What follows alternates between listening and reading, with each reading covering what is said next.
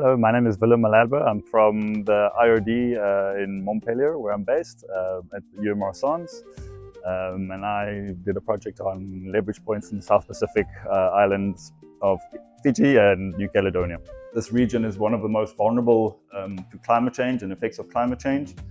But it's not just climate change, it's also local drivers of change that are happening, the way people are interacting with the ocean, overexploitation. Your work focuses on Fiji and New Caledonia.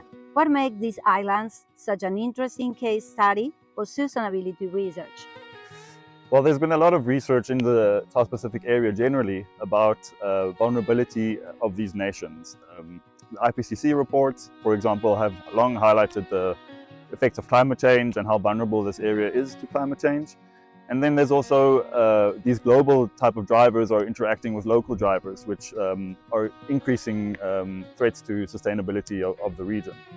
Fiji and New Caledonia specifically are proximate to each other, so they represent an interesting case study with many similar threats, but also represent different historical, social and cultural aspects, which makes them good to compare and contrast.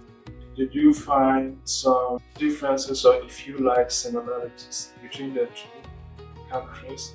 One of the political aspects that is different between them is that New Caledonia is still a French territory and Fiji has been independent since 1970. So I think that shapes a lot of how people are responding, and population dependency on environmental resources is one of them. But I would say that the kind of this tribal authority and the way people adhere to it is one of that, right?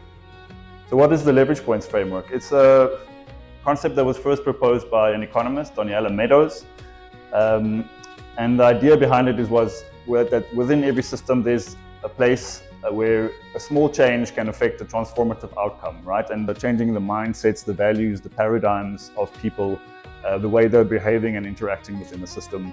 And this, as you can imagine, is the hardest thing to influence, but it's also considered to be the most transformative. So William, in your research you use the leverage points framework. What is it and what is it useful?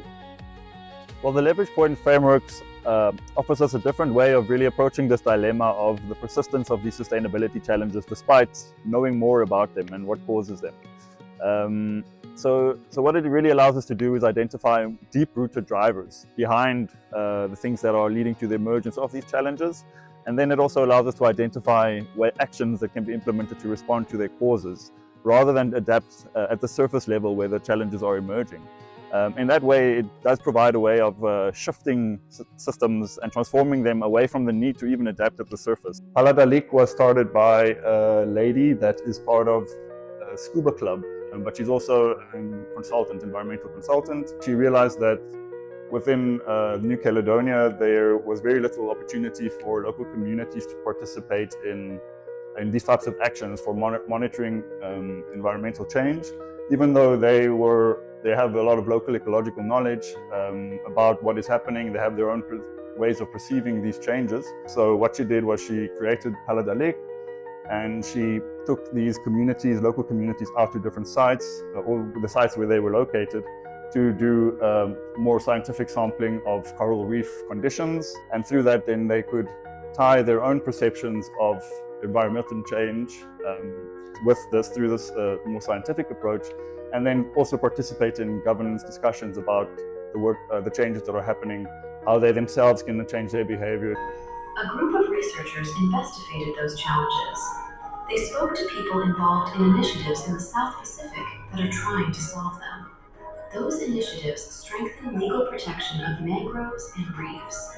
They push for accountability so countries, companies, and individuals take responsibility for environmental damage.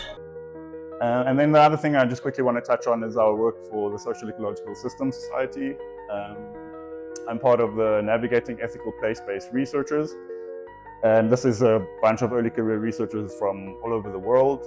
And really what led to the emergence of this group was that we, as people doing place-based research, going into communities and doing interviews with people, often in contexts that we are not familiar with, and often being warned about the threats of extractive research and parachute science, we felt that there was a lack of information out there to sensitize us to these things, to help us know that how to behave in certain contexts and situations.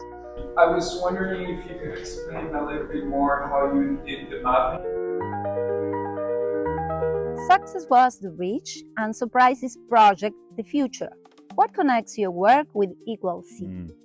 Well, yes, the Society for Social-Ecological Systems has been a great community really to share ideas and to collaborate with other researchers in the field of sustainability research. And I think that has been the connection with me coming here. As an early career researcher, I find it tremendously valuable to come to places like EqualSea, where there are frontier work being done in equity ocean research and also many other topics, as I understand, that is happening at EqualSea. And I think there's also important because there's growing recognition for the role of equity in achieving really lasting and sustainable outcomes. That's also what our next project will be focusing on, surprises. And there we'll be focusing on using foresight methodologies to help understand and also plan for equitable ocean outcomes in Africa.